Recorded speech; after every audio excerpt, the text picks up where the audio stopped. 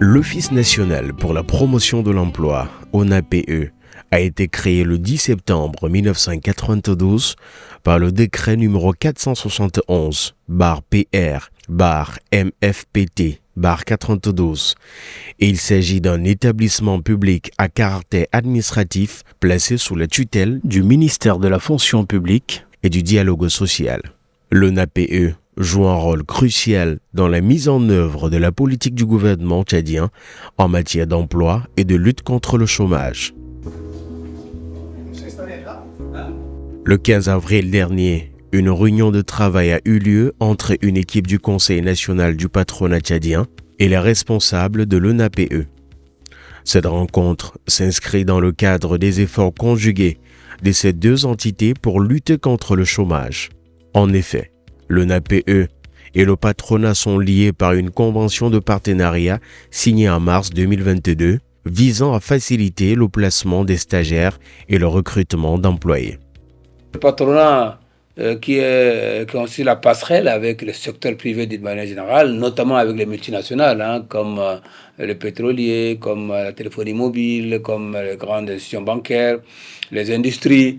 Le patronat a pris acte de la nécessité de favoriser des postes importants comme la direction générale, ou bien direction financière, ou bien direction de production, direction d'exploitation. Alors, on a parlé avec toutes ces multinationales en leur disant que, OK, si vous n'avez pas pour l'instant la possibilité de remplacer ces expatriés par les Tchadiens, il faut un système d'accompagnement pour qu'on arrive à ça. Si ce n'est pas sur 1 an, si ce n'est pas sur 3 ans, au moins on est en chemin pour arriver à ça. Mais si on ne fait rien, cette situation va s'empirer. Alors on a retenu 2 principes. On a dit il faut donner le moyen à l'ONAPE de faire son rôle de promotion. Alors on va vous amener à accepter de payer une redevance par rapport aux expatriés que vous avez en cas de renouvellement de leur contrat chaque année. Qu'est-ce qu'on a fait? On a tout de suite essayé de consolider en essayant d'acquis immobilier, mais on a pensé tout de suite à l'auto-emploi. En date du 26 janvier 2024, Nassouradine Abakar Kessou a été désigné directeur de l'ONAPE par décret numéro 0032-PT-PM-MFPTS-2024, ancien responsable de la délivrance des permis et des autorisations de travail aux étrangers. Il a déjà effectué de nombreuses missions de contrôle dans le cadre des responsabilités. Avec l'arrivée du nouveau directeur, en l'occurrence M. Nassouradine Abakar Kessou, d'abord, il faut le dire, c'est un agent de l'office. C'est quelqu'un qui connaît à peu près la boîte en question. Donc, nous sommes très heureux de travailler avec lui parce que d'ores et déjà, il a eu une vision sur la réalité, que ce soit au terrain, que ce soit dans la gestion quotidienne. Et ça nous a vraiment boosté. Nous osons croire vraiment ensemble avec le patronat qui est un acteur déterminé à nous accompagner allant dans ce sens.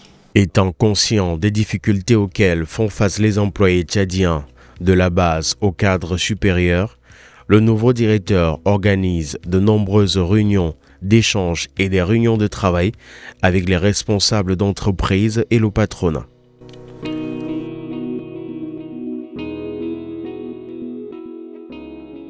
L'objectif est de conjuguer leurs efforts pour mieux appréhender et identifier les besoins spécifiques des entreprises locales, plaçant ainsi la lutte contre le chômage au cœur de leurs préoccupations. Cette rencontre, depuis mon arrivée, ce n'était pas le tout premier. Et en mars 2022, mon prédécesseur a signé une convention de partenariat avec les patrons afin de faire de la promotion de l'emploi une réalité au Tchad. Il y a vraiment des aspects très importants qui vont aider l'ONAPE à moderniser à apporter de nouveaux concepts sur le marché du travail afin de serrer professionnellement les jeunes et de s'épanouir aussi dans leur vie quotidienne. Donc de là, on a réfléchi d'aller envers les patronats. Les patronats. C'était, j'espère que la première réunion a eu lieu le 23 mars 2024 dans les locaux du patronat. Et l'échange était vraiment à l'hôtel, très fructueux. Et de là, on a jugé utile de mettre une comité en place afin de suivre les recommandations assorties d'une réunion et aussi afin de mettre en œuvre la convention de partenariat qui existait en mars 2020.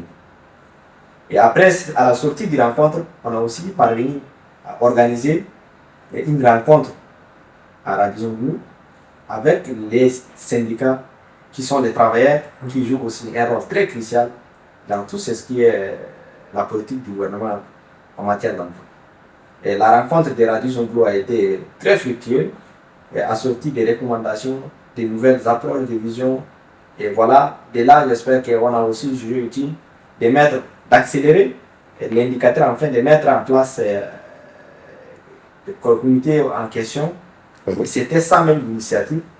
La rencontre d'hier nous a permis de mettre en place vraiment une équipe très dynamique, soudée, afin de réfléchir sur la question d'ordre qui est l'insertion, placement, formation, qualification de la jeunesse.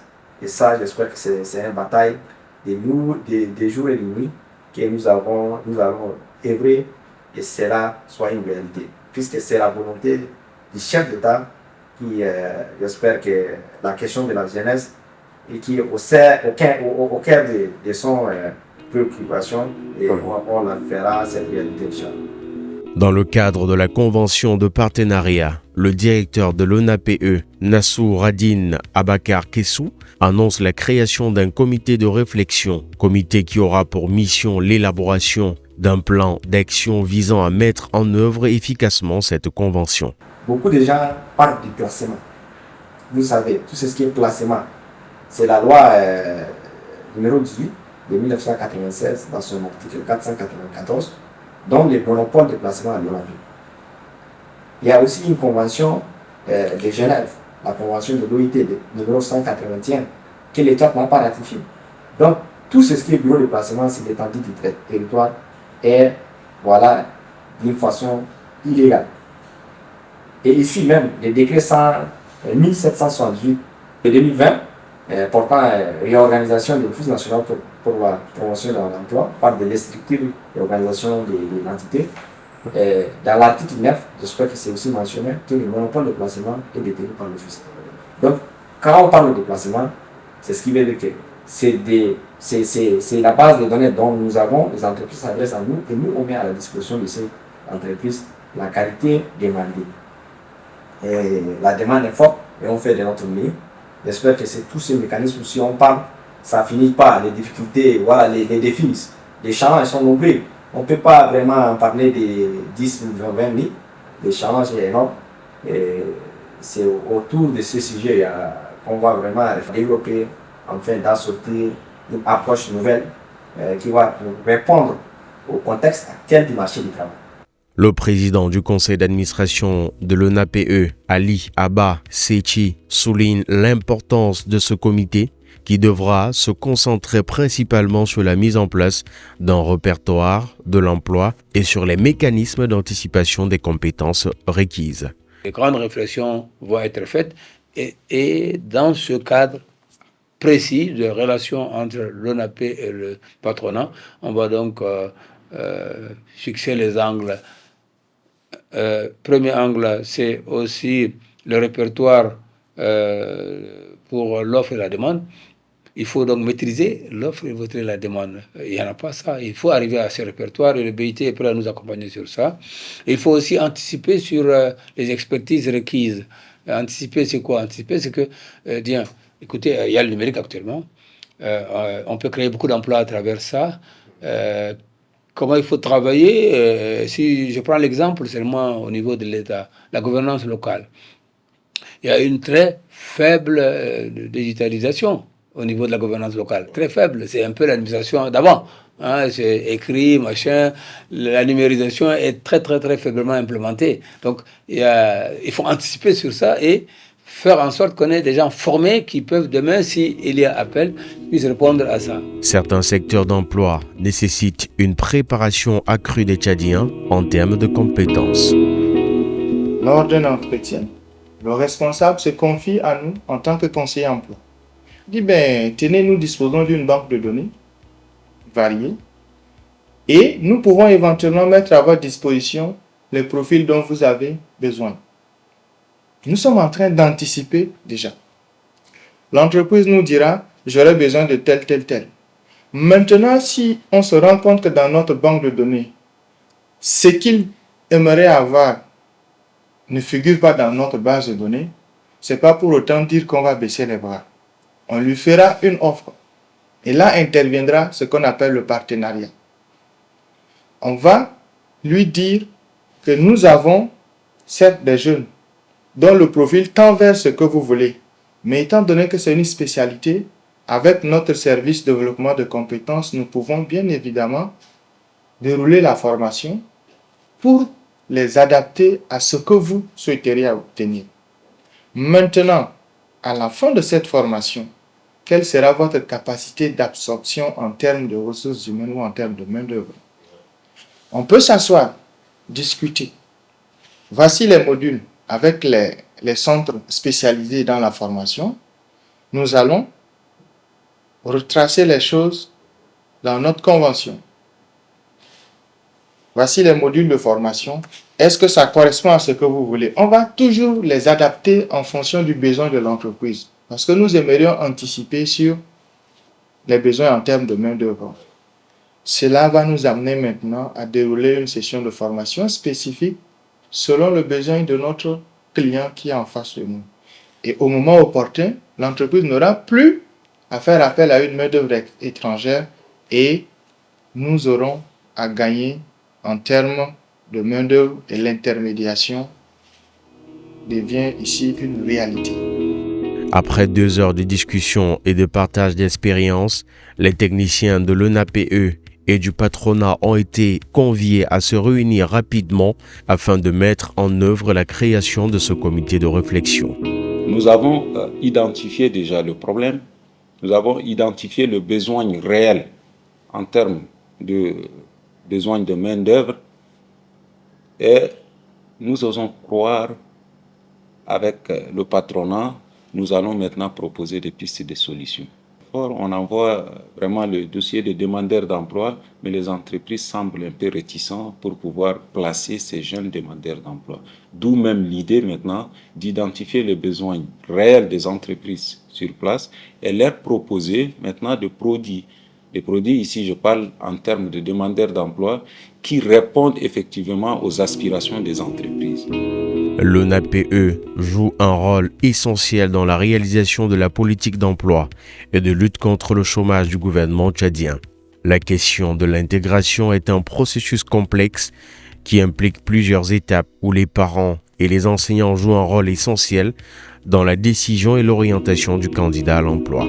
Dès l'entrée du collège, on va déjà faire une orientation pour voir quels sont ceux qui vont aller dans les collèges techniques, quels sont ceux qui vont aller dans les collèges d'enseignement général. À partir de la 3e, quels sont ceux qui vont opter pour la seconde U, quels sont ceux qui vont obtenir pour la seconde BT, TI ou seconde AB. Je parle du lycée d'enseignement technique industriel, je parle du lycée d'enseignement technique commercial. Maintenant, s'ils sont orientés dans les lycées dont je viens de citer, on ne devrait pas s'arrêter là. On continue à faire l'orientation avec ces jeunes. Dès qu'ils vont obtenir leur bac, ils auront besoin d'une orientation encore. À ce niveau, c'est de leur montrer quelles sont les filières, quelles sont les options, les opportunités qui peuvent s'offrir à ces derniers. Si à un bac G2 ou G d'une manière générale, quelles sont les formations qui s'offrent ou les opportunités en termes d'études qui s'offrent à ces derniers? S'il a un bac D, un bac C, ainsi de suite, c'est nous notre rôle en tant que conseiller d'orientation d'éclairer ce public sur le choix de leur métier, le choix de leur formation, le choix de carrière. Et tout ça, c'est le rôle du conseiller d'orientation. Le comité mettra en place son plan d'action afin de mieux comprendre et répondre à la situation de l'employabilité. L'ONAPE, qui dispose des ressources humaines nécessaires, se renvoie à la base de données des entreprises implantées au Tchad, détenues par le patronat. Tous les secteurs qui sont représentés, des gens patentés qui ont de l'expérience, téléphonie mobile, les banques, l'industrie, l'hôtellerie, vous voyez, donc les BTP, donc tout ça font dedans, et donc c'est pour cela qu'ils vont nous sortir un document très important, vous voyez. Et il ne faut pas perdre de vue aussi que la question diplômé sans emploi, oui, diplômé sans emploi, mais aussi sans expérience. Diplômé sans expérience, ça, le patronat sait le dire, parce qu'on peut dire que à chaque fois qu'on reçoit des stagiaires, voilà les défauts qu'on remarque. À chaque fois, donc ça peut aider l'ONAPE à anticiper sur le renforcement des capacités de chacun, je dirais la formation continue. Et il ne faut pas oublier aussi que dans ce que nous allons faire entre l'ONAPE et le patronat, ça obéit aussi à deux choses tout à fait prises en compte par le BIT. Renforcer la compétitivité des entreprises. La compétitivité des entreprises, surtout par rapport à l'extérieur.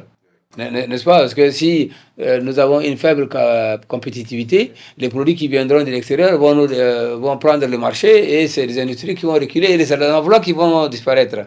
N'est-ce pas? Et de l'autre côté, la mise à niveau aussi des structures de production. C'est-à-dire, aujourd'hui, les banques qui sont des entreprises de services, elles ont plus besoin de se mettre à niveau en termes de compétitivité. Ils ont vraiment besoin. Une banque doit être rapide, résiliente, forte, sécurisante. Et ça le BIT est prêt à accompagner et l'ONAPE, c'est son rôle aussi.